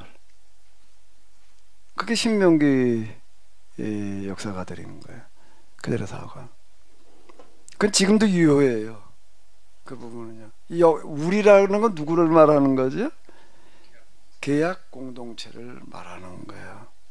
계약 공동체는 우리가 어떻게 하느냐에 따라서 세계 역사가 결정되어진다. 그런데 그렇게 얘기하는 대상들이 지금 포로기에 회당에 모여 있는 사람들 데리고 얘기를 하는 거야. 그 포로들한테 뭐라고 얘기를 하는가 하면 하루 종일 진짜 허리가 꺾어지게 일을 하고 와서 정말 몸이 천근만근일 때가 있지요. 그런 때가 많지만 어떤 때가 진짜 그런가 하면 허리가 꺾어지게 육체 노동했을 땐 진짜 그래. 육체 노동했을 때는 진짜 그러네. 그 움막 하나 짓느라고 일을 좀 이렇게 할 때 이렇게 보니까 점심 먹고 나면은요, 아우 이건 몸을 주체가 안 돼. 주체가 안 돼가지고 제일 편한 게 땅바닥에 그냥 누워가지고서 그냥 좀 이제 좀 쉬고 나면은 좀 돼. 그 쉬려고 좀 누워 있으면 또 고양이가 또 아이고 얼마나 힘든가 그러고 와가지고 친구를 해주는데 와서 또 얼굴을 싹싹 또 핥아줘 이놈은. 진짜 일어날 수가 없을 만큼 이렇게 돼버리는 거를 얘기를 하는 건데, 근데 그런 사람들을 저녁 먹고 난 다음에 또 뭐이라고 그러는 거예요. 그럼 뭐라고 얘기를 하는가 하면 지금 당신들이 어떻게 하느냐에 따라서 세상 역사가 결정되어진다. 자, 이 논리예요. 그런 몸뚱아리 가지고 와가지고서 성경을 왜 당신은 암기력이 좋으니까 쉽게 외울 것 같은데, 예? 나 같은 사람은 아무래도 이게 외워지지를 않아. 그냥 외우는 거는 나는 안 되더라. 그리고 자식들한테 가도 가르치는 그거에 이 역사가 결정되어진다. 자, 이렇게 거기에다가 의미를 부여해 주는 사람이에요. 이 사람들은요, 우리가 어떻게 하느냐에 따라서라고 하는 거 지금 그 작은 행동이잖아요. 성경 외우고 가서 애들 가르치고 그러는 그거에 세계 역사가 결정되어진다. 이렇게 해석을 해주는 사람들이에요.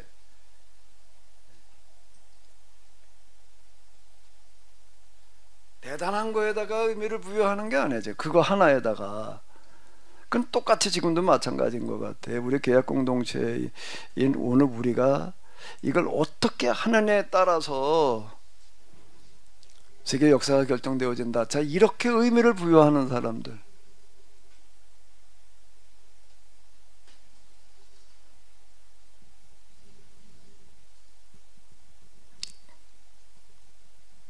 모여서 성경 공부하고 집에 가서 가르치고 그러는 거에 부여할 수 있는 가장 큰 의미를 부여하는 사람들.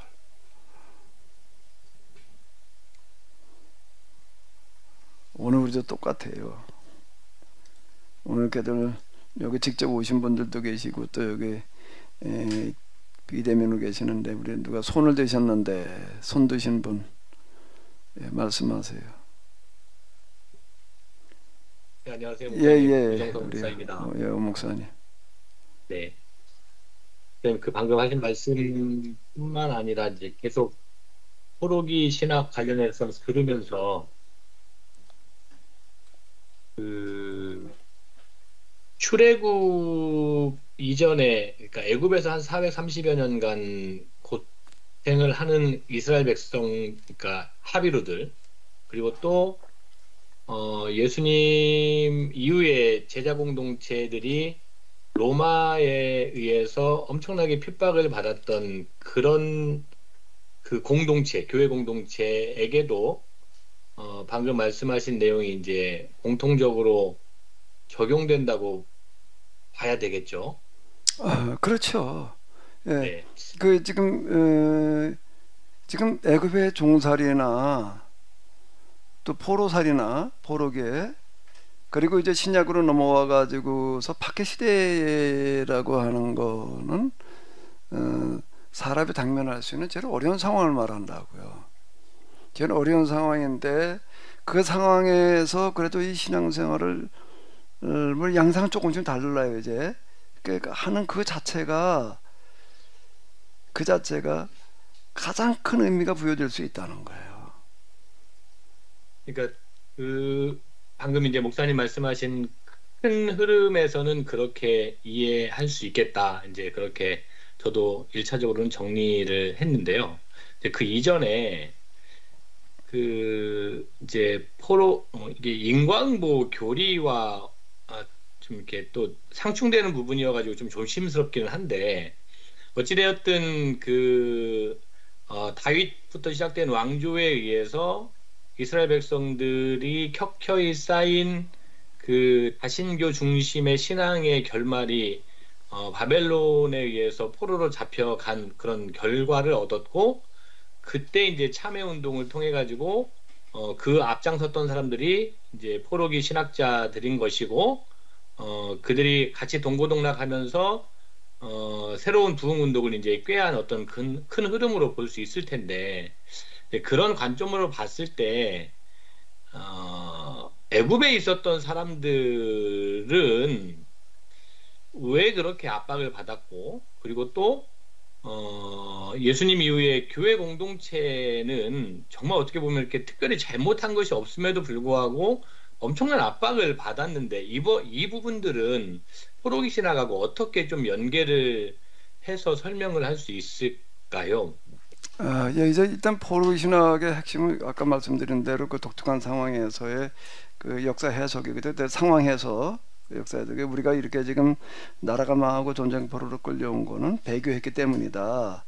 배교에서 징결당한 건데, 근데 여기서 그럼 어떻게 해야 되느냐? 회개하면은 구원이 온다. 여기에서 이제 인광보 교리가 나오는 거예요.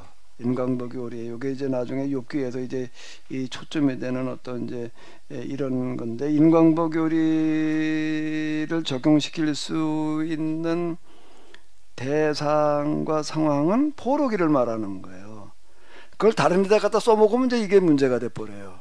그 여기다 갖다 적용시켜야 될 얘기지. 나중에 이제 그 포로기 규한기에 넘어와 가지고 바리새인들이 이거를 이제 자기들의 상황에다 적용시키는 바람에 이제 이게 문제가 된 거거든요. 이런 분들이 그 모든 어려움이 온 거 다 배교였기 때문에 넌 그렇게 된 거야. 이제 병든 사람한테 가난한 분 이렇게 얘기를 해버리니까 이제 이게 문제가 되는 거라고요. 상황에 어디다가 다 적용할 거냐라고 하는 거가 이제 중요한데, 그럼 포로교에 적용했어야 될 그런 교리가 배교 이제 인광보 교리거든요. 배교 증거 회개 구원의 도식이지. 그걸 아무데나 갖다 다 써먹으면 안 된다라고 하는 어떤 이제 이런 거고요. 그러면 이제 그 이스라엘 사람들의 포로기 400년이라든지 또는 이제 이게 예수님 당시에 이제 그 박해 시대는 어떻게 봐야 되느냐라고 할 때, 일단 금방 얘기한 대로 포로기 신학이라고 하는 거는 어디가 적용 대상인가 하면 어디가 적용 대상이라는 얘기예요? 포로기예요. 포로기. 근데 여기서 이제 포로기에만 적용될 수 있는 부분이 있고 다른 데도 적용될 수 있는 부분이 있거든요. 포로기에서 얘기된 것들은 다 포로기에만 적용해야 된다. 이게 인광보 교리 같은 경우는 여기다만 적용시켜야 되고 딴 데 적용하니까 문제가 되는 건데, 근데 역사 해석이라는 부분에 있어서 다른 데다 적용시킬 수 있는, 오늘 우리에게까지 확대 해석할 수 있는 여지가 있는 부분은 뭔가라고 하게 되면 계약 공동체가 어떻게 하느냐에 따라서 세계 역사가 결정되어진다. 이거는 포로기에만 그렇게 말한 게 아니라 포로기 이전 예언자들 그렇게 말을 했다는 거예요. 그렇기 때문에 그건 오늘 우리도 적용시킬 수 있는 어떤 이런 거거든요. 그러면 이제 이걸 애굽의 400년 종살이라든지 박해 시대라고 하는 건 어떻게 봐야 될 거냐라고 할 때, 포로기 신학의 모든 부분이 여기다 따뜻하게 해석이 적용될 수 있다는 얘기는 아니고, 그거는요. 여기 포로기 신학은 포로기를 해석하는 신학이기 때문에 이게 400년 노예살이나 또 박해기를 갖다가 이 신학을 가지고 그대로 다 해석한다는 거는 이제 많은 무리가 있지요. 그거는요. 이제 그거 지금 이 400년 종살이 하던 사람들을 돌이켜 놓고 본다라고 하기는 40년도 아니고 400년, 그러면 이게 세대수로 따지면 몇 세대나 되나?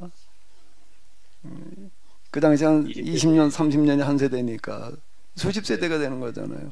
근데 그 시대를 노예로 살아가던 사람들은 참 암담했던 사람들인 거예요. 그 사람들 지금 뭘 한 거냐, 왜 그러고 살아야 되느냐, 그 사람들에게는 어떤 의미를 부여할 수 있느냐라고 할 때 이 사람들은 지금 뭔가라고 하게 되면은 뭐를 만들어내는 사람들일까, 이 사람들은요 지금요. 400년이라는 시간에 그냥 속절없이 그냥 왜 그렇고 있어야 되는지도 모르고 죽어가는 사람들인가. 사실 왜 자기가 그러고 있는지도 모르고 죽은 사람들이 허다하다. 근데 우리 돌이켜서 이제 그들을 이제 우리의 입장에서 그들을 해석을 하는 거예요. 이 사람들은 뭘 하는데 공헌한 사람들이죠? 뭘 하는데 공헌한 사람들인가요? 저는 그 부분을 개인적으로 물급필반으로 봐야 되는 건가 이렇게 생각을 해봤어요. 이게 물론 그것도 있고요. 그런데 이 사람들이 이제 그걸 향해서 만들어가는 건데, 그런 과정에서 뭐를 공헌하는 사람들인가 하면 합의류 문화라는 거를 하나 만들어내는 사람들인 거예요. 문화가 하루아침에 만들어지는 건 아니잖아요. 많은 세대가 거듭하면서 한 문화가 만들어지는데, 그 문화가 무슨 문화인가 하면 노예의 문화인 거예요. 노예의 문화. 이 헤브라이즘은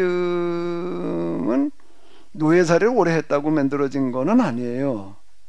그 노예살이야, 뭐 이스라엘 사람만 그랬나? 거기 뭐 다른 사람도 수없이 많이 있지.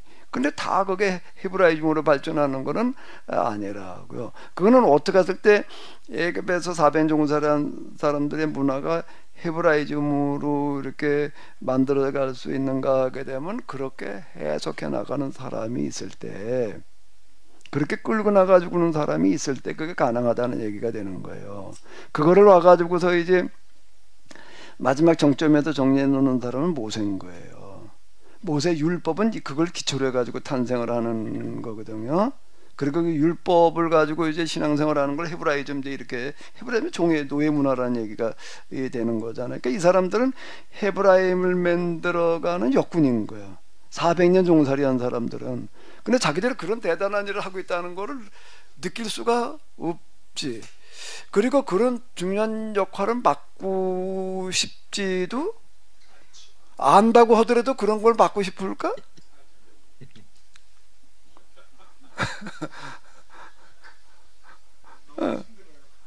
그렇지, 당연히 그렇죠. 그러니까 그런 역할을 한 사람들이고요. 그러면 이제 포로기를 신약으로 넘어와 가지고 로마족의 박해 시대를 살아가는 사람들은 포로기 신학을 적용하고 해석한다는 건 또 무리야. 이거는 이제 대상이 다르니까 포로기 신학은 포로기를 해석하는 신학이지. 그렇게 만들어진 거기서 신학적인 어떤 그런 작업들을 이렇게 평가하는 그런 거에 대해 초점을 맞춰 놓는 건데, 이건 다른 거지만 이 사람들은 또 뭘 하는 사람들인가 300여 년이라고 하는 그런 박해 시대를 이제 살아가면서 이 사람들은 뭐에 또 공헌하는 사람들이죠? 밀란 칙령인 거야. 밀란 칙령을 만들어가는 사람들인 거예요. 이 사람들은요. 밀란 칙령이 어느 날 그냥 콘탄이 혼자 만들어내는 게 아니고 박해 시대를 살아갔던 사람들이 그 위대한 신앙의 삶을 살아갔기 때문에 이제 그게 만들어지는 어떤 이런 건데요. 그러니까 똑같은 노예 사례를 했어도 신학을 가지고 그걸 살아가는 사람들이 있고, 그거 없이 그냥 산 사람들 그걸 끝난 거예요, 그거는. 근데 이스라엘에는 그 신학 작업을 하는 사람들이 있었다는 거예요. 그러니까 헤브라이즘으로 가는 거죠. 그 누구가 그런 작업을 했는지는 우리는 잘 몰라. 그건 뭐 저 창세기에도 출애굽기 넘어가는 게 몇 줄로 끝나버리잖아요, 그냥. 그 속에 그건 이제 우리가 몰라. 이제 그런 걸 이제 다시 재현시키는 게 이제 10개 같은데 보게 되면 이제 거기에서 그래도 그 신학을 끌고 나가는 사람들이 이제 있다고요, 거기에서. 그래도 그걸 끌고 나가는 거예요. 신앙을 잃어버렸다는 얘기가 아니잖아요. 이스라엘의 신앙이 유지돼 갔다는 거는 그 누가 신학 작업을 한 사람이 있었다는 얘기가 되는 거거든요. 거기다 신학적인 의미를 부여해주는 사람이 있는 거예요. 그러니까 그게 히브라이즘으로 가는 거고. 그러니까 이거 신학이라는 게 중요한 거예요. 중요한 건데, 오늘 우리가 이게 계약 공동체 지금 뭐 이루고 있는데, 여기다가 뭔가 하면은 뭐를 해야지 이게 지금 포르기 신학으로 이렇게 놓고 본다면 뭘 해야 되는 거라고. 우리가 지금 하고 이런 거에 무슨 의미를 부여해 주는 거죠? 신학적인 의미를 부여해 주는 건데, 근데 그 부여할 수 있는 그 의미라는 거가 포르기 신학에서 얘기를 할 때에는 가서 노예살이로 끌려가 가지고서 일하는 사람들은 어떻게 일을 해야 될까? 죽지 못해서 그냥 할 수 없이 그리고 일을 해야 될까? 아니면은 지금 우리가 이렇게 노예살이를 하고 있는 거가, 포로살이를 하고 있는 거가 이게 징교의 대가야. 그러면 어떻게 해야 될까요? 매를 맞아도 어떻게 맞아야 돼? 안 맞으려고 그냥 도망가야 되나? 아니면 그냥 내가 잘못되게 당연히 맞아야지 그래야 되나? 당연히 내가 해야 될 일이니까 열심히 해야 될 거 아니에요. 그걸 안 하려고 그러면 이제 이게 하나님을 고역하는 게 되는 거예요. 꼭 하나님께서 주신 매니까 당연히 맞아야지. 맞을 사람인가 도망갈 사람인가 좀. 그러니까 그렇게 종합해 보니까 지금 맞이하는 우리 시대가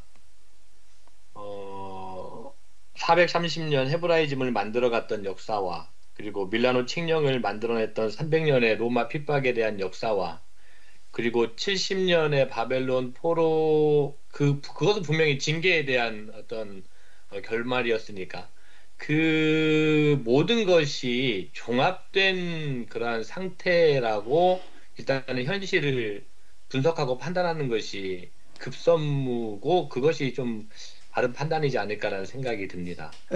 네, 신학적인 작업이라는 거는요, 그거 하는 일에 의미를 부여해 주는 거예요.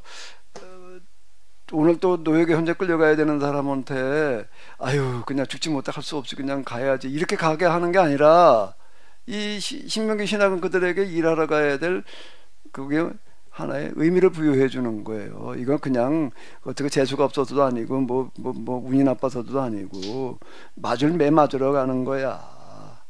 근데 그거 끝나는 게 아니라 이거 뒤에는 뭐가 있어? 지금 우리가 가서 그 매를 그러니까 도망가려고 그러지 말고 기꺼이 맞아. 열심히 해 그러는 거예요. 이 얘기는요. 열심히 하라고 그러는 거예요. 그리고 신명교제 가서 제일 열심히 하는 거예요. 이건 피하려고 그러는 게 아니야. 그냥 설렁설렁이 아니라 마음을 실어가지고 하는 게 내가 잘못한 일이니까 당연히 이걸 내가 해야지. 안 그래? 그러니까 열심히 해야지. 이렇게 되는 거예요. 거기다도 의미를 부여해줘요.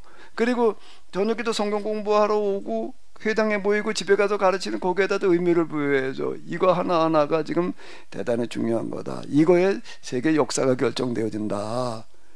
그러니까 대충 해야 돼 말이야. 그러니까 여긴 대충 할 수 있는 게 아무것도 없는 거예요. 그게 신학 작업이라는 거예요.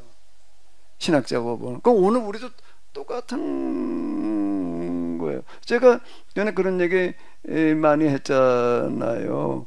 어떻게 하다 보니까 정말 먹고 살 길이 없어가지고 식당에 일이나 하러 갔어. 뭐 요리 기술이 있어도 주방장으로 가는 것도 아니고 설거지나 하러 가고 서빙이나 하고 청소나 그냥 하루 종일 설거지나 해야 되는데 아유 내가 어떡하다가 팔자가 뭐 남편이 어쩌고저쩌고 뭐 할 말이 많지. 근데 그렇게 받아들이지 마라. 난 지금 뭘 하러 왔나 하면은 하나님의 일을 하러 왔다라고 생각을 해라. 여기 밥 먹으러 온 사람들 하나님이라고 생각을 하고 내가 하나님을 위해서 내가 지금 설거지 한단 말이야. 이렇게 해라.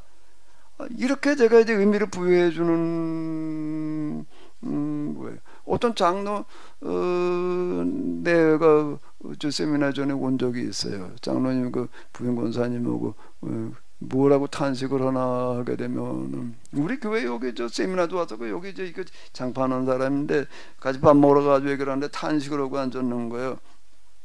애들이 5일에나 뭐 그래 먹고 살을래니까 이게 뭐 그냥 전국으로다가 그냥 장판 뭐 도배를 하러 돌아다니는데 겨우 주일을 지키는 것도 바쁘다.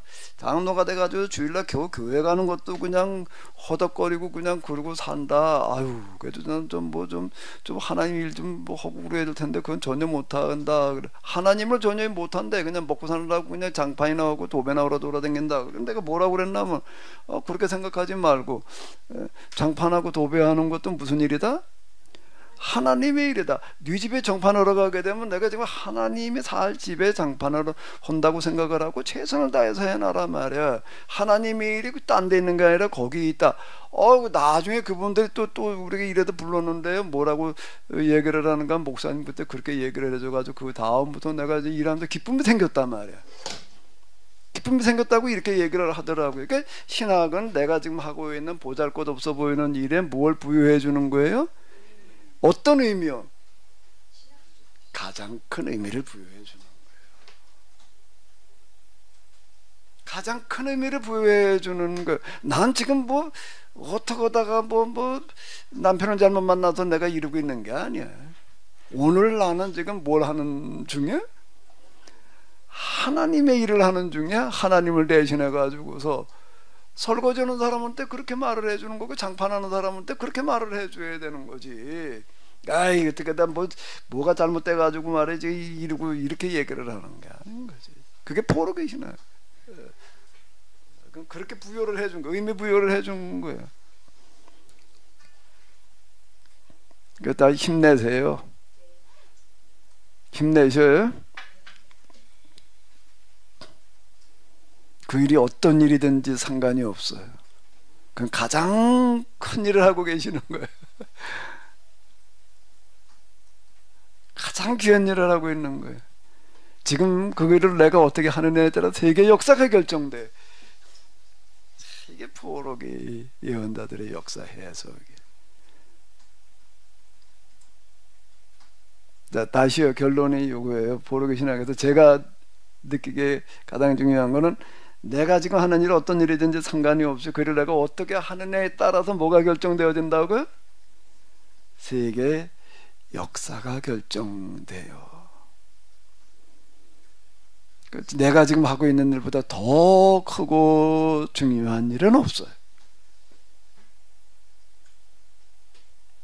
자, 전쟁 포로다 앉혀놓고 이렇게 얘기를 하는 거예요. 그런 말을 듣고 있을 때와 듣지 않았을 때는 뭐가 다를까? 아유, 뭐가 어떻게 돼가지고서 뭐가 이리 잘못돼서 뭐 팔자가 뭐가 어때가지고 나 전쟁 포로를 끌려왔는데 말이야, 이놈하고 놀아서 언제까지 일구나 있어야 되나, 저 암담하고 정말 이거 죽지 못해서 그러고 있는 건데 거기다 의미를 부여받고 나니까 이제 얘기가 달라지는 거야. 이제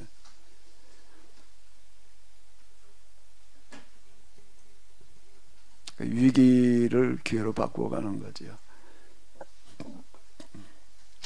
이런 부분은 오늘 우리도 똑같은 얘기인 것 같아요. 제가 이 신명기 운동이 왜 영원한 표상인가, 바로 요걸 염두에 두면서 제가 이제 멘트 문구가 되겠어요.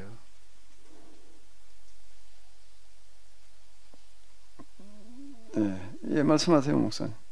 아, 예. 자꾸 포로기 신학 이야기하는데 430년 애굽 생활 얘기해가지고 아까 목사님 말씀하신 부분에 좀 덧붙여가지고 성경을 잠깐 보니까 이제 목사님 행간 읽으시는 부분에 좀 조금 더 중점을 두시는 분 중에 한 분이셔서 다시 한번 읽어보니까요. 출애굽기 1장 12절에 학대를 받을수록 더욱 번성하여 퍼져나가니라는 그러한 구절들이 있거든요. 예. 그리고 애굽 왕이 히브리 산파 2명을 둡니다. 아시다시피 시브라하고 부하라는 사람인데 이 사람들이 왕명을 정면으로 거절을 하거든요. 그래서 목사님 아까 말씀하신 헤브라이즘을 만들어가는 사람들을 그런 관점으로 좀 출애굽기를 촘촘하게 읽어가다 보면 방금 말씀드린 것처럼 오히려 더 번성해져 가고 이런 산파, 이런 정말 이름도 빛도 없는 어떤 그런 일반 하비루들이 그런 역사들을 계속 이끌어갔다라고 보아도 출애굽기를 바라보는 그런 우리의 시선이 혹은 어떤 그런 관점들이 훨씬 더 넓어질 수 있지 않을까라는 생각이 들어서 거의 끝 무렵임에도 불구하고 감히 말씀을 드렸습니다. 예, 그러니까 그 번성했다는 얘기가 숫자가 번성했다는 얘기도 되는 건데요. 그걸 이제 다시 유출해 본다라고. 어떻게 해서 그러면 번성을 하는가? 다 동화돼 버리고 말거든요. 동화돼 버리고 마는 거예요. 히브리인들, 히브리라는 그런 말 자체가 무산자들, 밑바닥 계층들 이제 애들 얘기를 하는 건데. 그 상황이 되어지게 되면은 누구든지 거기다 탈피해버리고 싶은 거예요. 벗어나고 싶은 거예요. 그게 동화되는 거예요. 그렇게 되면은요. 나는 어떤 방법을 써서든지 여기다 이제 벗어나자라고만 이렇게 얘기를 하게 되면 동화돼 버리고 만다고. 사라지는 거예요. 그러니까 번성했다는 거는 뭔 얘기가 되는가 하게 되면은 숫자만 드러났다는 얘기가 아니라 뭐가 번성했다는 얘기가 되는 거죠. 히브리인들의 히브리인의 민족성이 사라지지를 않았다는 얘기가 되는 거예요. 그럼 이 얘기 자체는 거기 저절로 그랬다는 얘기는 아니고 그렇게 그 신학 작업을 하는 사람이 있었다는 얘기가 되는 거예요. 그걸 추진해 나가는 사람들이 거기에 아주 활발하게 그런 역할을 누군가가 했다는 얘기가 되는 거예요. 400년 동안 그냥 노예살이나 했다는 얘기가 아니라 거기서 히브리 신학이 만들어졌다는 얘기가 되는 거거든요. 그걸 기초로 해가지고서 이제 그 다음에 모세가 모세 출애굽이 있는 거지. 이런 거 없이 약간 물고기편 얘기를 하셨는데 그런 거 없이 그냥 400년 동안 그저 죽지 못해서 그냥 살고 있었는데 어느 날 그냥 모세를 통해서 이런 얘기가 안 되는 거야. 그들에게는 소망이 있는 게 우리에게는 틀림없이 지금 우리에게 하나님께서 함께 하시는 증거가 어디 있냐. 제일 증거가 문제야. 하나님이 함께 하신다면 우리가 여기서 이럴 수가 있느냐. 이런 문제에 부딪힐 거 아니에요. 근데 그게 뭔가 하면 이렇게 얘기를 하는 거예요. 우리에게 하나님께서 함께 하시는 증거는 지금 뭔가 하면 우리에게 노예살이에 있다. 우리가 지금 노예로 살고 있는 이 자체가 지금 하나님께서 함께 하신다는 증거이고 그게 우리의 성조 아브라함에게 하셨던 약속이다. 자, 이렇게 얘기를 하는 거예요. 그 신학 작업을 보게 되면은 이제 거기 우리가 흔적을 본다라고 하면 요셉이 뭐라고 유언을 하고 죽지요? 틀림없이 너희는 이 땅에서 나가리라. 틀림없이 이 땅에서 나간다. 그러니까 나는 그치 아버지는 뼈짝을 어디다 갖다 묻어놨나? 가나안에 갖다 묻어놨잖아요. 그 요셉도 내 뼈다고도 우리 가족묘에다 갖다 묻어라 그렇게 말할 수가 있어요. 당연히 그렇게 될 수도 있어. 근데 뭐라고 그래? 내 뼈다고는 거기에다 묻지 말고 여기다 묻어놔라.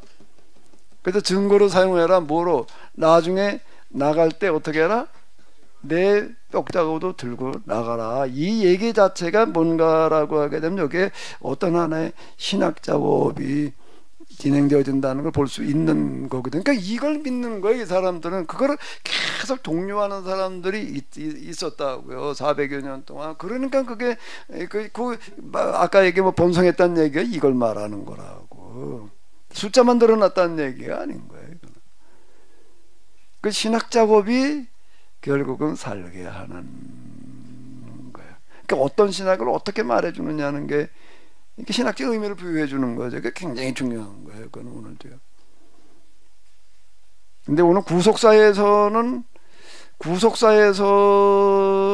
이런 의미를 부여해 주는 게 어려워요. 그냥 영혼 구원 뭐 이렇게 나가다 보니까 그냥 영혼 구원 신학을 부여하겠죠. 영혼 구원 신학. 사라져 버리는 거. 이제 미안한데요. 아까 뭐 1시라고 그랬으니까 1시까지 하자고 해요. 속 편하게. 자, 여기 이걸 봐봐요. 네가 이걸 얘기를 할 때에 뭐가 주제였는가라고 하게 되면 이런 여러 문화들 가운데 뭐만 살아남았느냐라고 할 때 헬레니즘과 헤브라이즘만 살아남았다.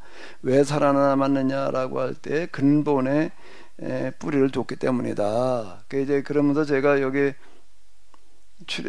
마태복음 6장에 있는 이 말씀을 7장인 이 말씀을 예수님의 말씀을 듣고 집을 짓는 사람은 어디에다 져야 된다는 거예요? 반석에다가 집을 세워놔야 된다라고 하는 거예요. 근본 문화만이 살아남는다 그랬는데요.